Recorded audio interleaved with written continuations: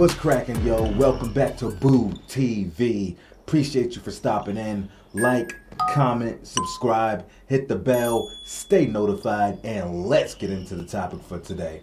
I'll be browsing and interacting at times inside the NBA circles of social media, what have you, Twitter, Instagram, YouTube, whatever. And then every player has a fan base. And inside this fan base, you have really good fans. And then you have the over-the-top extreme fanboys, the extremists. And every player has good fans and extremists, which I consider bad fans.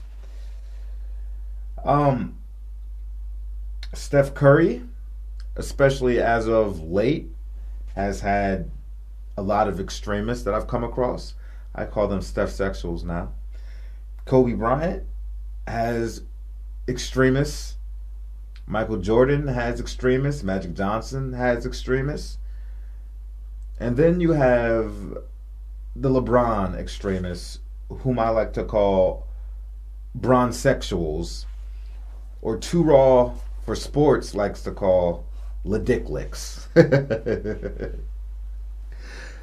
Too Raw for TV is, in my opinion, he's my favorite NBA sports talk guy on YouTube.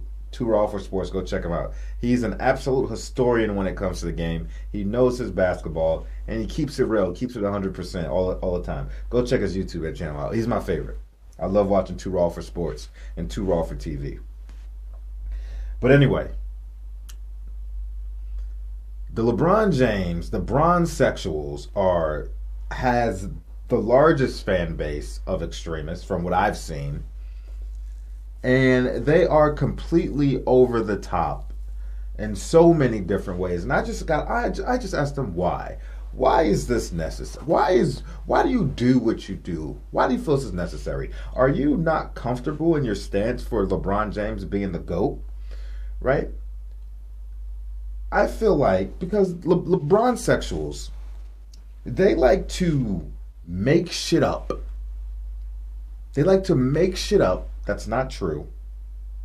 They get extremely emotional and irate and furious if you say anything bad about LeBron James, even if it's factual. Like, you can't say anything bad about this guy. You cannot critique this guy without these Bronsexuals blowing their top off. Bronsexuals also like to practice revisionist history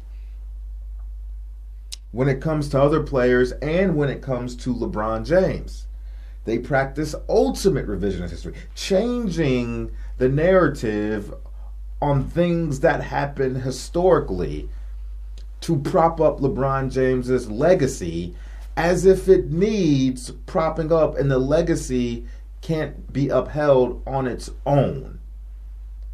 And because these Bronsexuals do things like that, it really makes me question, how much confidence do you really have in the legacy of your GOAT, of your king, of your master?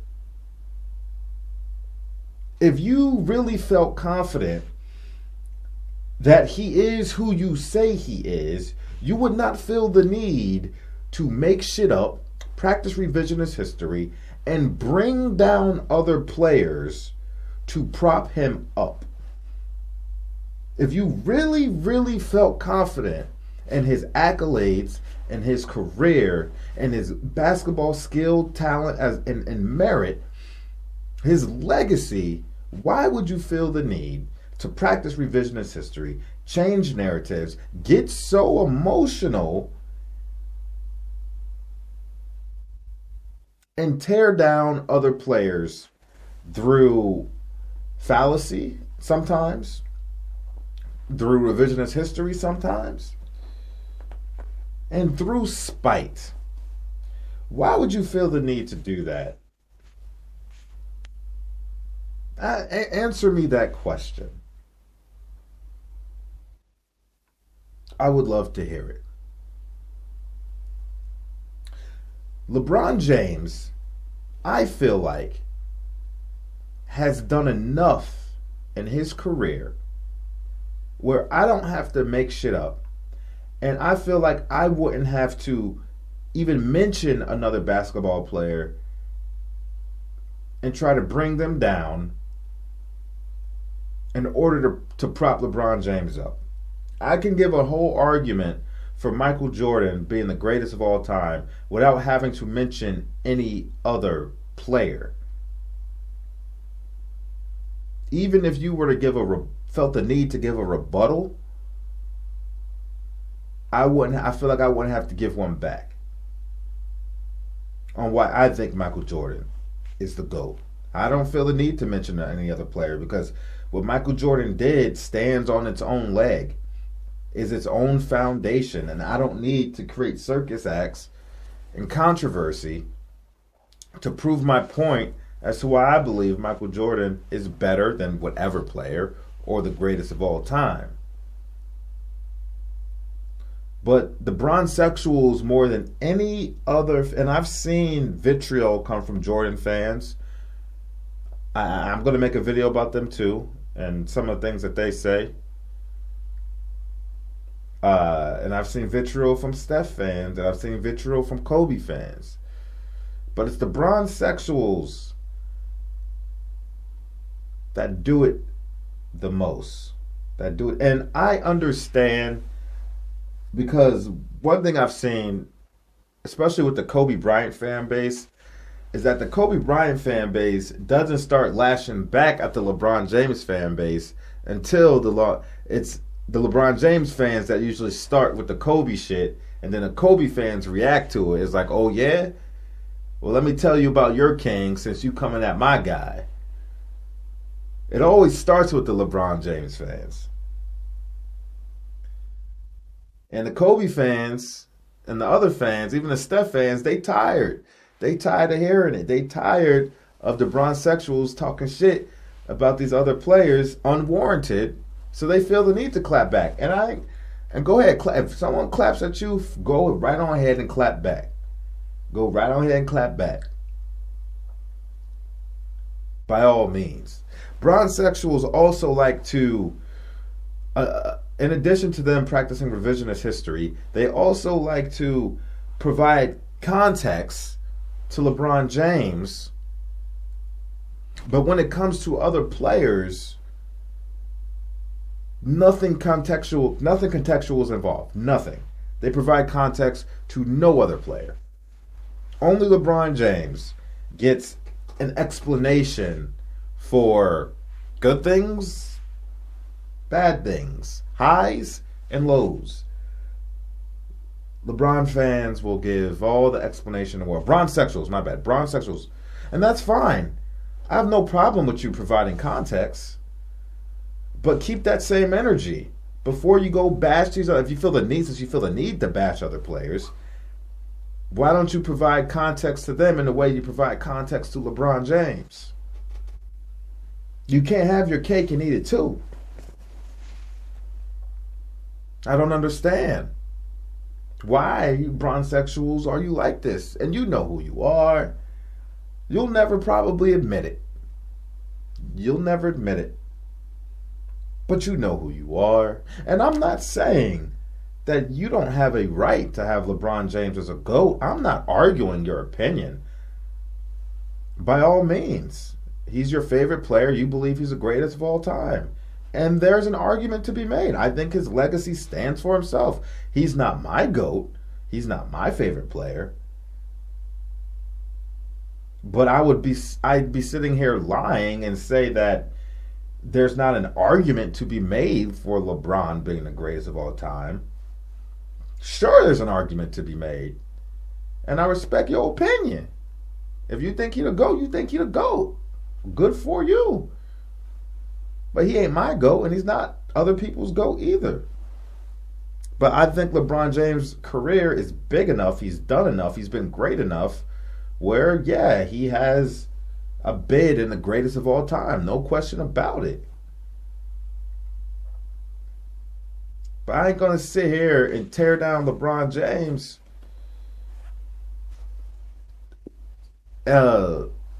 begrudgingly or with volatile or or with Venom's probably the better word, to prop my players up ahead of them. I don't feel that's necessary. And if I'm going to provide context, I provide context for all players.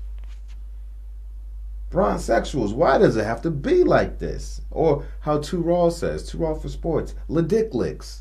They get so emotional. They get so angry.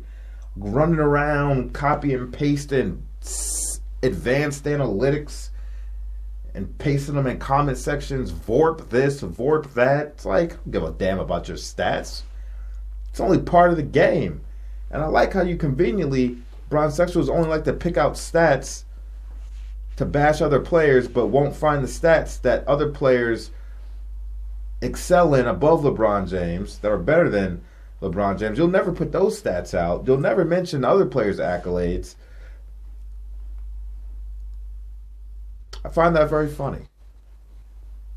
Not that you have to, but in a debate, sure. Analytics aren't everything, man. And advanced analytics aren't. They're part of the story, but they're not the whole story. Put everything into context. Anyway, that's my rant for the Bronsexuals. Oh, don't worry.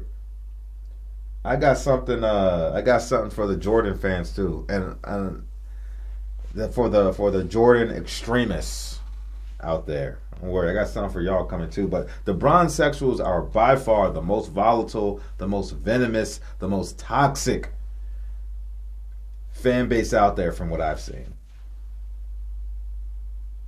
LeBron James has been great on his own. For you not to act like this. This behavior is not warranted. Not warranted at all. Nick Wright and Shannon Sharpe is y'all ringleader too. Torchbearers at the front of it. Y'all know that's y'all little pen pals, y'all little butt buddies. Nick Wright, Shannon Sharpe, as they like to say. Leading that charge of Bronsexuals. Fall in line, everybody. This is our king, our master, our goat. Anyway, that's all I got to say about it. LeBron James fans, you're welcome here. I do videos on LeBron James, praising him, calling him out like I do anybody else when necessary. Bronsexuals, you're not going to like it here because I call y'all out. Go ahead and hit that dislike button. Please hit that dislike button and tell me how much my other favorite players suck and don't compare to LeBron James. Let it all filter in the comment section. Let it out. You don't have to put it on private. If you want to call me out personally, don't put it on private. A lot of people make comments about me or about content, but it be hidden. Make it public. I don't give a fuck. I do this, baby. I don't give a fuck. Let it all filter in the comment section. That dislike button, all the comments. Let me hear it all. Bronsexuals, you still welcome here too. And if you don't like it, you don't have to watch. All right. Y'all let me know what you think about it. Like, comment, subscribe, hit the bell, stay notified, and I'll catch you on the next one. We out, baby.